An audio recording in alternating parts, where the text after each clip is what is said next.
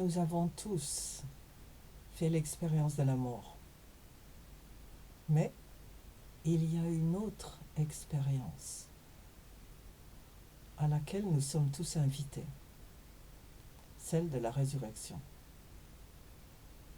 Je suis comme tout le monde et donc j'allais à l'église et j'entendais toujours, chaque année, à différents moments de l'année, des textes lus qui concernaient la résurrection de Jésus et ses promesses concernant la résurrection. Mais ça, c'était quelque chose que je recevais dans ma tête et que je ne pouvais pas comprendre. Et je présume que vous non plus, vous ne pouvez pas comprendre. Parce que ce n'est pas quelque chose qu'on voit tous les jours. Nous ne sommes pas confrontés à la résurrection. Par contre, ce que nous connaissons bien, c'est l'hiver.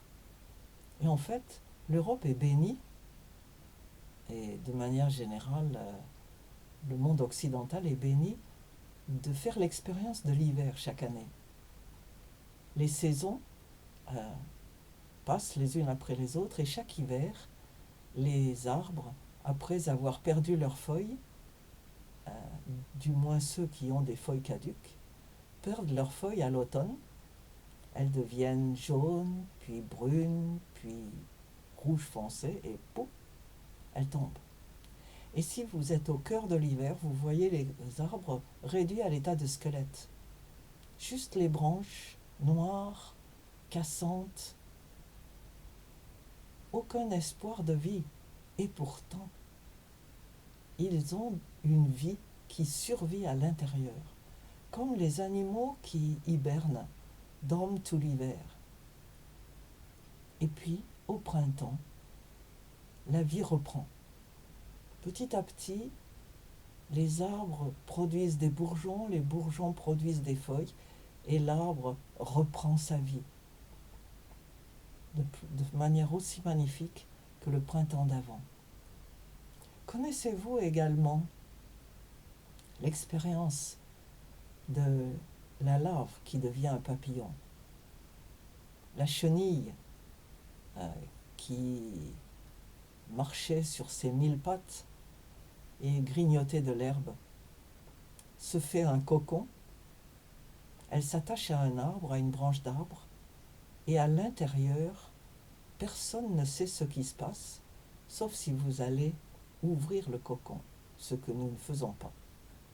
Mais ceux qui l'ont fait ont trouvé que tout le corps de la chenille fond, devient liquide. L'intérieur du corps de la chenille est complètement détruit. Et un jour, sort de là un papillon. Il n'y a pas de meilleur exemple de résurrection. Le corps qui est semé mortel et qui sort avec une vie nouvelle. Il n'y a aucun rapport entre la chenille et le papillon, et c'est la même expérience que nous faisons quand nous enterrons un être cher. Et un jour, il va sortir comme le papillon est né du cocon, de la chenille. J'ai fait l'expérience de la résurrection et c'est une chose qui ne peut pas être expliquée. C'était à Pâques de l'année 71. J'étais dans un groupe de gens à Thésée, dans un monastère, et les gens chantaient un chant de résurrection.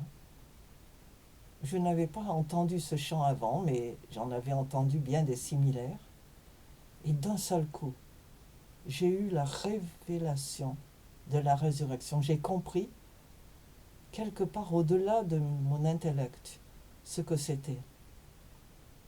Et ma vie a complètement changé. Et j'ai aussi fait l'expérience de la résurrection à la mort de notre fils au Nigeria, en 82. C'était après Pâques. Et j'avais célébré la Pâques avec les femmes de la paroisse. Nous étions montés dans les collines, couvertes, enveloppées dans des draps blancs, et nous chantions la résurrection, très tôt le matin. nous avons éveillé l'aube avec nos chants. Le même mois, quelques 2 semaines après, notre fils est mort. Il était en train de manger tranquillement et d'un seul coup, il a toussé et il a arrêté de respirer. Je n'ai pu que constater qu'il avait quitté son corps.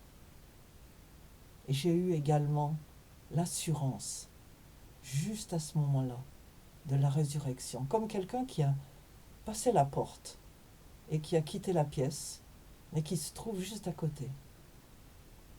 L'autre monde, celui que Dieu nous a préparé, est juste de l'autre côté de la cloison.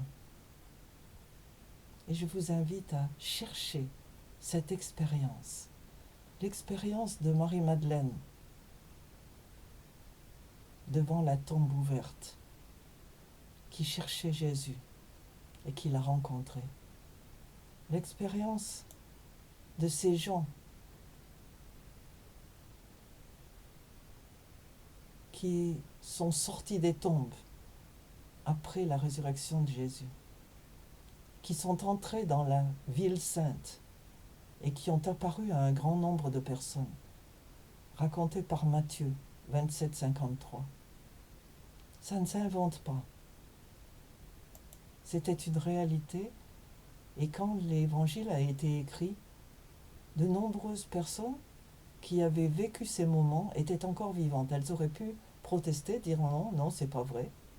Personne n'a protesté parce que tout le monde l'avait vu. C'était une expérience collective de gens qui ne se connaissaient pas et qui ne s'étaient pas entendus pour concocter un mensonge. La résurrection, ça fait partie de la vie, comme la mort fait partie de la vie. Alors, cherchez Dieu, et vous découvrirez qu'il n'est pas seulement mort pour nous, mais qu'il est aussi ressuscité, et que c'est la vie qui nous attend.